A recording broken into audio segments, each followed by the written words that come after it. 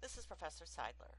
A student has asked for some help with using technology to find the area of a region under a standard normal distribution. The answer is given here, but I can show you how to calculate it in Statcrunch. So what you need to do is to navigate over here to Statcrunch. This window opens. Statcrunch is a great tool.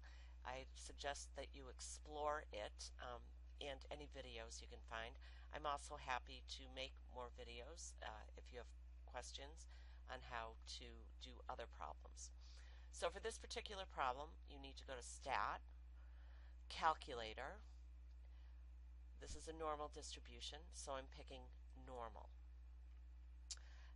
We have the standard here. We're given that the mean is 0 and the standard deviation is 1.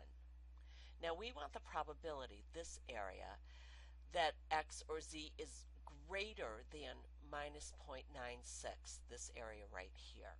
So what I need to do is go down first to the greater than, less than sign. I can switch that easily enough.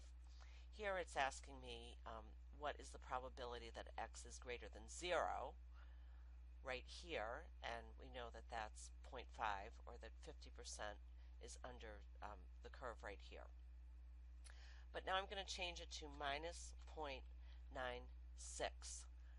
I put that number in there because that's my z-score right there.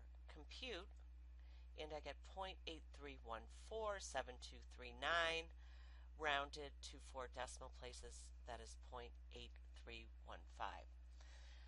If I wanted to find the area between two z-scores, I would click here on between.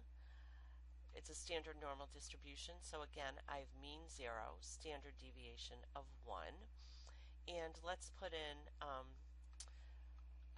let's say minus 0.96, and just a little bit to the right of the mean, let's put in 0.23. And I get that the area, or the probability that the z-score will fall between these two numbers, is 0.4224. So this is a really, really handy way to compute this area. The book has tables in the back, and that was the more common way to do it before we had this technology. This is very helpful, so I suggest that you save this video and use it going forward. Have a good night.